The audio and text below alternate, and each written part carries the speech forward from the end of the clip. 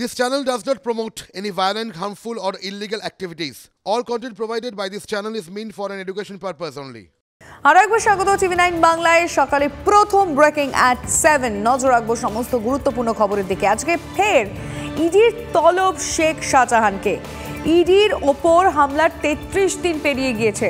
কোথায় সন্দেশখালীর বেতাজ বাদশাহ শেখ শাহজাহান? ধরাছোঁয়ার বাইরে রয়েছেন শাসক দলের সন্দেশখালীর নেতা।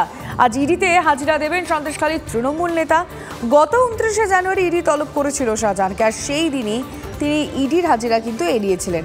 কিন্তু আজ কি হাজিরা দিতে পারেন? জোর জল্পনায় নিয়ে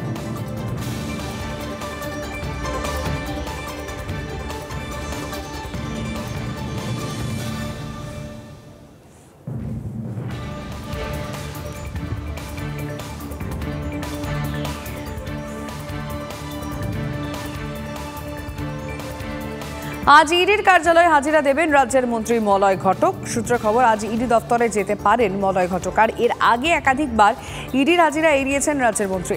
তিনি একবারই ইডির তলবে হাজিরা দেন। দিল্লি হাইকোর্ট নির্দেশ দিয়েছে কলকাতাতেই তলব করতে হবে মলয় ঘটককে। 24 ঘন্টা আগে নোটিশ দিয়ে তলব করতে হবে। রাজ্য প্রশাসনকেও তদন্তকারী অফিসারদের নিরাপত্তা সুনিশ্চিত করতে হবে। নোটিশের কপি পাঠাতে হবে কলকাতার পুলিশ কমিশনার এবং রাজ্যের মুখ্য সচিবকে। মালদায় নাবালিকা খুনের ঘটনায় প্রশ্নের মুখে ফরেনসিক দল।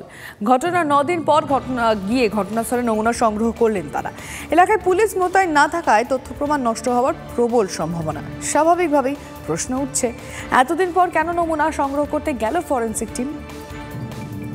29শে জানুয়ারি ইংরেজবাজারের উত্তর বালুচর এলাকার বাসিন্দা এক ব্যবসায়ীর 10 বছরের মেয়ে নিখোঁজ হয়ে যায়।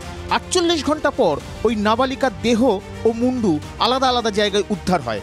তারই এক আত্মীয়কে গ্রেফতার করে পুলিশ। অভিযুক্তের শাস্তির দাবিতে পথে নামে রাজনৈতিক দলগুলিও। এই পরিস্থিতিতে সোমবার ঘটনাস্থলে ফরেনসিক দল। কিন্তু প্রশ্ন, ঘটনাস্থলে পৌঁছতে ফরেনসিক দলের এত সময় কেন লাগলো? Investigation to know the truth, এই ট্রুথটা কিন্তু সাংঘাতিকভাবে স্ট্যান্ড স্টিল হয়ে গেল। ওখানে যদি সাধারণ মানুষ যায়, ধরুন আজকে ফিঙ্গারপ্রিন্ট, ফুটপ্রিন্ট, বিভিন্ন যে এভিডেন্স গুলো তো সমস্ত নষ্ট হয়ে গেছে। আপনি এটাও জানেন যে এখন যখন খুশি বৃষ্টি হচ্ছে, মানুষের এত জনসমাগম, জানেন ফিঙ্গারপ্রিন্ট হচ্ছে গিয়ে কনক্লুসিভ এভিডেন্স, আর কিছু দরকার হয় না, যেটা ধনঞ্জয় পেয়েছিল। প্রশ্ন আরও, ফরেনসিক দল যে নমুনা সংগ্রহ করলো তা দিয়ে তদন্তের কিনারা করা সম্ভব হবে? মালদা থেকে সুব্রতোষ ভট্টাচার্যের রিপোর্ট, টিভি9 বাংলা। মালদায় ফের সোনার দোকানে ডাকাতি। চাঁচলের পর হবিবপুরে সোনার দোকানে ডাকাতি। সোমবার গভীর রাতে বুলবুলচন্ডীর অরুণা মার্কেটে হানা দেয় 7 থেকে 8 জনের ডাকাত দল। ঘটনার তদন্তে পুলিশ। আবার মালদা, টার্গেট সেই স্বর্ণ বিপণী। চাঁচলের পর এবার হরিদেবপুরের বুলবুলচন্ডীতে সোনার দোকানে ডাকাতি। বুলবুলচন্ডীর অরুণা মার্কেটে ব্যবসায়ী টিঙ্কু দাসের দোকান ফাঁকা করে দেয় দুষ্কৃতীরা। দুদিন আগে ব্যবসার কাজে কলকাতা গেছিলেন তিনি।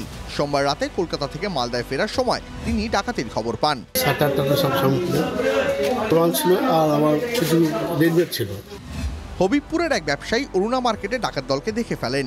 তাকে বেঁধে রেখে লুটপাট চালায় সশস্ত্র দুষ্কৃতীরা। মালিকের দাবি, দোকানের সিন্দুকও ভেঙে ফেলা হয়। পালানোর সময় ডাকাতরা বোমা ছোঁড়ে। ওই কিছু ভাঙা টাঙার আওয়াজ ওটা শুনছিলাম, পরে এমনি লোকের চিৎকার শুনলাম, তখন ওই আমার 2 ভাগনা আর 2 সিভিক আমাদেরকে উদ্ধার করে। বড়দিনের সন্ধ্যায় মালদার চাঁচল থানার কাছে সোনার দোকানে লুটপাট চালায় দুষ্কৃতীরা। চলে গুলি। সেই ঘটনার রেশ কাটতে না কাটতেই মালদায় ফের টার্গেট স্বর্ণ ব্যবসায়ী। পুলিশের ভূমিকায় তারা বেজায় ক্ষুব্ধ। মালদা থেকে সুব্রতোষ ভট্টাচার্য রিপোর্ট, টিভি9 বাংলা। ব্যারাকপুর শিল্পাঞ্চলে তোলাবাজের দৌরাত্ম্য। এবার প্রমাণ লোপাটে পরপর সিসি ক্যামেরা ভেঙে দিল তোলাবাজ ও তার দলবল। জেল থেকে ছাড়া পেয়েই খড়দার পুরানি বাজারে তাণ্ডব চালালো দুষ্কৃতীরা। পুলিশের ভূমিকায় বেজায় ক্ষুব্ধ ব্যবসায়ীরা। এলাকায় দোকান বন্ধ করে প্রতিবাদ জানালেন, আর তারপরও হেলদোল কোথায় প্রশাসনের? একটু সেফ থাকবে, কোনো অসুবিধা হবে না। লাস্টে কি করলো, ক্যামেরাটাই ভেঙে দিয়েছে। ফের এই তোলাবাজি চালু করবে। ভেঙে ফেলা হয়েছে একটার পর একটা সিসি ক্যামেরা। খড়দার পুরানি বাজার জুড়ে দুষ্কৃতী তাণ্ডবের ছাপ স্পষ্ট। ব্যারাকপুরের শিল্পাঞ্চলে ফের প্রশ্নের মুখে পুলিশের ভূমিকা। অভিযোগ, জেল থেকে কয়েক মাস আগে ছাড়া পেয়েই তাণ্ডব চালায় তোলাবাজ রাহুল সাউ। তোলা চাওয়ায় না দেওয়ায় হামলা চালালো দুষ্কৃতীরা। তোলাবাজি প্রমাণ লোপাটে সিসি ক্যামেরা ভাঙচুর হয় বলে দাবি ব্যবসায়ীদের।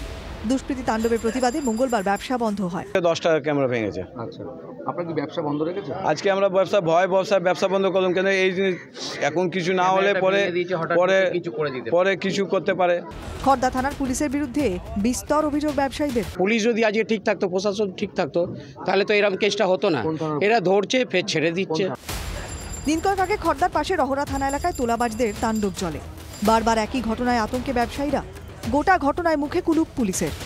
ব্যারাকপুর থেকে অনন্ত চট্টোপাধ্যায়ের রিপোর্ট, TV9 বাংলা। ভোট বৈতরণী পার হতে তৃণমূলের ভরসা কেষ্টনাম। মেলার মাঠে স্টল করে কেষ্ট বন্দনা। যে মেলায় 100 বছরেও রাজনীতির ছোঁয়া লাগেনি, সেখানেই কিনা স্টল করে কেষ্ট বন্দনা? বিরোধীরা প্রশ্ন তুলছে। তৃণমূল বলছে অনুব্রত আবেগ। লোকসভা ভোটের আগে বীরভূমে অনুব্রত মণ্ডলকে আবার প্রাসঙ্গিক করে তুলেছে তৃণমূল কংগ্রেস। জেলার নেতাদের সঙ্গে বৈঠকে তৃণমূল সুপ্রিমো মমতা বন্দ্যোপাধ্যায় অনুব্রতর নামের ওপর ভরসা রাখার নির্দেশ দিয়েছেন বলেই খবর। তারপর থেকেই জেলায় তৃণমূলের সব পোস্টার ব্যানারে ফিরেছেন কেষ্ট মণ্ডল। প্রতি বছরের মতো এবারও মাঘ মেলার আসর বসেছে বীরভূমে। বিভিন্ন জিনিসের স্টল, খাবারের স্টলের সঙ্গেই জায়গা করে নিয়েছে তৃণমূলের স্টল। আর সেই স্টল সেজে উঠেছে অনুব্রত মণ্ডলের পোস্টার ব্যানারে। সব জায়গাতে এদের এই দখলের রাজনীতি আসলে মানুষের মধ্যে খুব খারাপ প্রভাব পড়ছে। যদিও তৃণমূল নেতৃত্বের দাবি অনুব্রত আবেগেরই বিস্ফোরণ হয়েছে। বিগত দিনে যখন পৌষ মেলা শান্তিনিকেতনে বন্ধ হয়ে গেছিল, সেই সময় কিন্তু অনুব্রত মণ্ডলের অনুপ্রেরণায় কিন্তু বিকল্প পৌষ মেলা শুরু হয়েছিল। একাধিক পদক্ষেপে জেলা তৃণমূল নেতৃত্ব একটা বিষয় কার্যত পরিষ্কার করে দিয়েছে। অনুব্রত মণ্ডল ভোটের আগে জেল থেকে ছাড়া পান আর না পান, লোকসভার বৈতরণী পার হতে অনুব্রতই ভরসা বীরভূম তৃণমূলে। বীরভূম থেকে হিমাদ্রি মণ্ডলের রিপোর্ট, TV9 বাংলা। দাসপুরের শিলাবতীর পারে সরকারি জায়গা দখল করে গড়ে উঠছে পাকা বাড়ি। প্রশাসনকে জানিয়েও মিলছে না সুরাহা। বর্ষায় বাঁধভাসির আশঙ্কায় ভুগছে সুরতপুর। গ্রামবাসীরা একত্রিত হয়ে পোস্টার দিল এলাকায়। পশ্চিম মেদিনীপুরের দাসপুরের সুরতপুর গ্রামের ওপর থেকে বয়ে গিয়েছে শিলাবতী নদী। সেই নদীর পাড়ে অবৈধভাবে নির্মাণ করা হচ্ছে পাকা বাড়ি। গোটা বিষয়টি স্থানীয় ব্লক প্রশাসন থেকে শুরু করে মহকুমা প্রশাসনের আধিকারিকদের বারবার জানালেও কোনো সুরাহা মেলেনি। গ্রামবাসীরা একত্রিত হয়ে প্রশাসনের বিরুদ্ধে ক্ষোভ উগরে পোস্টারিং করলো এলাকায়। অবৈধ নির্মাণ হচ্ছিল, তার বিরুদ্ধে এখানকার এলাকার মানুষ প্রতিবাদেই হচ্ছে। আমাদের এই এলাকার বাসী তারা মানে গর্জে উঠে তারাই পোস্টার লাগিয়েছে। সরকারি জায়গায় নদীর পাড়ে অবৈধ বাড়ি নির্মাণ চলতে থাকলে বর্ষার সময় বানভাসির আশঙ্কা করছে এলাকার মানুষ। নদীর বাঁধের সাইডে ঘর হয়ে গেলে আমরা তো ওখানে পরিষেবাটা ঠিকমতো মানুষকে দিতে পারবো না বন্যার সময়। দ্রুত ব্যবস্থা নেওয়ার জন্য পঞ্চায়েত প্রধানকে জানানো হয়েছে, জানান পঞ্চায়েত সমিতির সভাপতি। বিষয়টি আমার নজরে এসেছে। আমি সংশ্লিষ্ট এলাকার মানুষকে প্রধানের মাধ্যমে ইরিগেশন ডিপার্টমেন্টে আবেদন করতে বলেছি এবং প্রশাসনিকভাবে যথাযথ ব্যবস্থা গ্রহণ করা হবে। আশ্বাস মিললেও সমাধান কি হবে প্রশ্ন থেকেই যাচ্ছে। দাসপুর থেকে অসীম বেরার রিপোর্ট, TV9 বাংলা। ভূমিধসের আতঙ্কে এলাকা ছেড়েছিলেন দুর্গাপুরের কাজরা গ্রামের বাসিন্দারা। অবশেষে ইসিএল কর্তৃপক্ষের অভয়বাণী নিয়ে ঘরে ফিরল 12টি পরিবার। বড় বিপদের আশঙ্কা না থাকলেও এলাকায় নজরদারি ইসিএল কর্তৃপক্ষের। ভূমিধসের আতঙ্ক নিয়েই দিন কাটে খনি এলাকার বাসিন্দাদের। তাই বাড়ির মেঝেতে তৈরি হওয়া গর্ত দেখে ভয় পেয়ে গিয়েছিলেন দুর্গাপুরের কাজরা গ্রাম পঞ্চায়েতের সরষেডাঙ্গা কুষ্ঠ কলোনির বাসিন্দা পারুল ফুলমালী।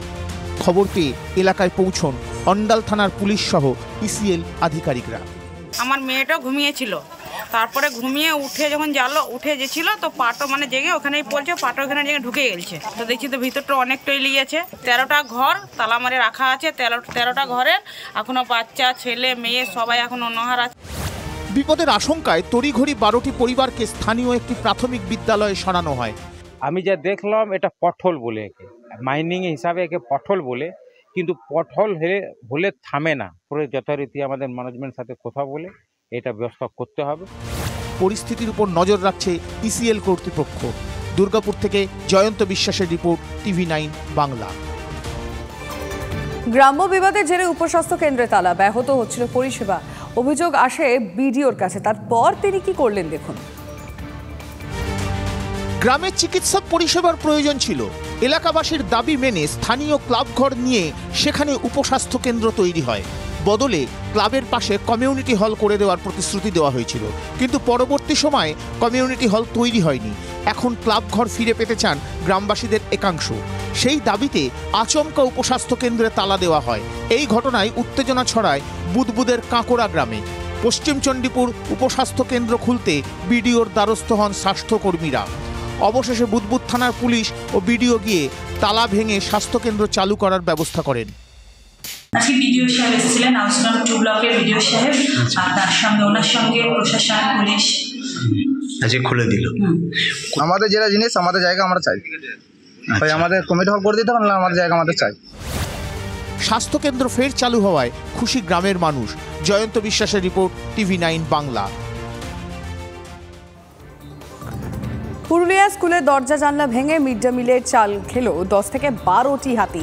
ক্ষতি হয়েছে বেশ কয়েকটি দোকান ও বাড়িরও। চাষের জমি ক্ষতি করেছে হাতির দল, মাথায় হাত চাষিদের। স্কুলের মিড ডে মিলের চাল খেলো হাতির দল। হাতির হানায় আতঙ্কে ভুগছে ঝালদা বনাঞ্চলের কলমা গ্রাম পঞ্চায়েত এলাকা। স্থানীয় ও বন দফতর সূত্রে জানা যায়, ঝাড়খণ্ড থেকে 30টি হাতির একটি দল কয়েকটি দলে বিভক্ত হয়ে ঝালদার মাহাতমারা, কোচাজারা, বাদুলহর সহ বেশ কয়েকটি গ্রামে বাড়ি ক্ষতিগ্রস্ত করে।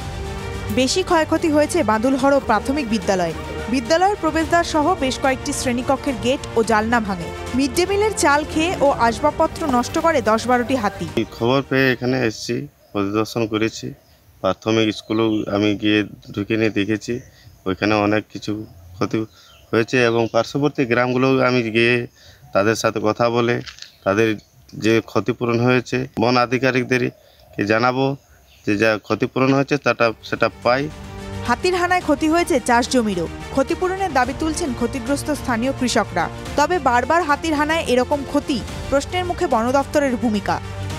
পুরুলিয়া থেকে অনির্বাণ বন্দ্যোপাধ্যায়ের রিপোর্ট, TV9 বাংলা।